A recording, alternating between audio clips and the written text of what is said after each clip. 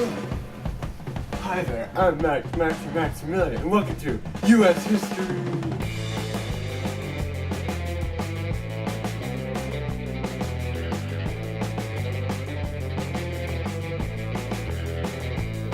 Today's topic is how conflict has shaped America.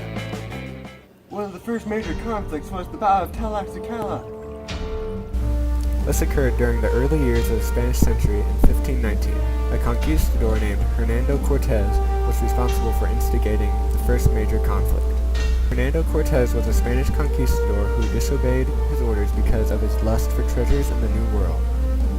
And instead of finding a peaceful solution to finding treasures, Cortez instigated the genocide of many Indian tribes, such as the Aztecs, at the Battle of Tlaxcala, which is the capital of the Aztecs. Although outnumbered, Cortez and his men triumphed and plundered Tlaxcala and killed its people, and did the same to other Indian settlements. Also, many other conquistadors would also do this, and many more Indians would die. The effects of this were that the Indian population plummeted and ancient culture was lost. Was their lust for treasure worth the genocide? Now handing it over to our Revolutionary War expert, Paul Dawes. After several attempts to persuade the British, war seemed to be the only option. It all started on April 19, 1775 at the Battle of Lexington and Concord. Concord was the Patriots' munition supplies, so they had to protect it.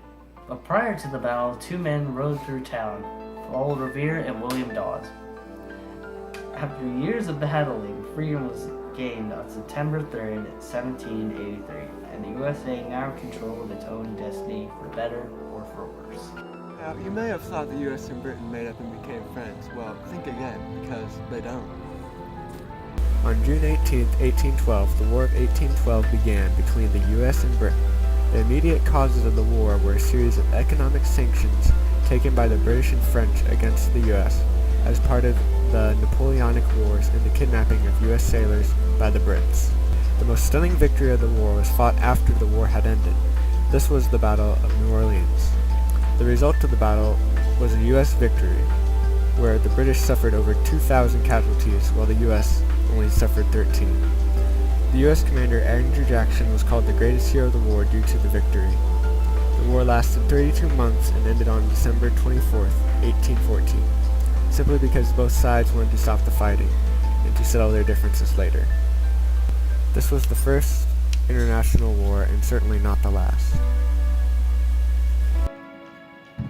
You think you'd have it bad? Well, check out these guys. We brought our expert William Revere to tell you more. At this point in history, Americans were living very hard lives. After the uprisings brought up by the British, many viewed the Indians as a nuisance or disease. Jackson issued an act called the Indian Removal Policy to move Indians westward, which in return opened up land for white settlement. However, the Indians were not ready to give up their land, so they decided to fight back.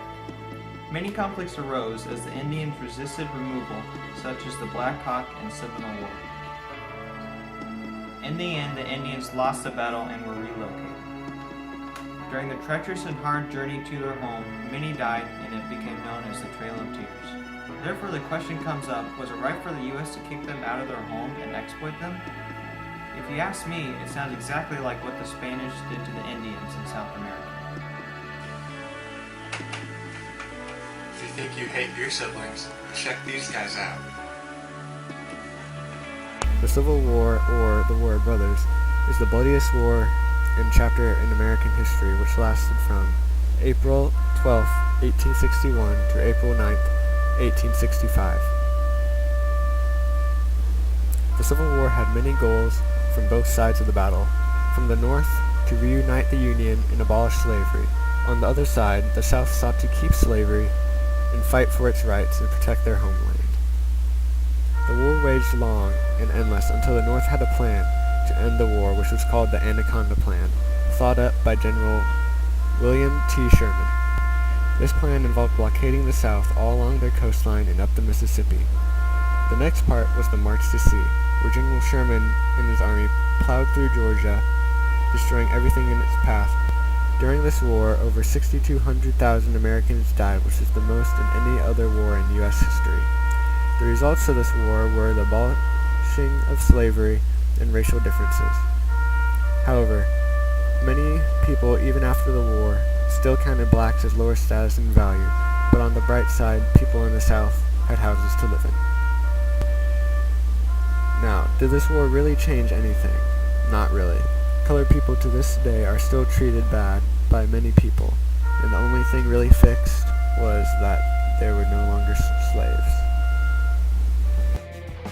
Thanks for joining me for the Blast from the Past. See ya!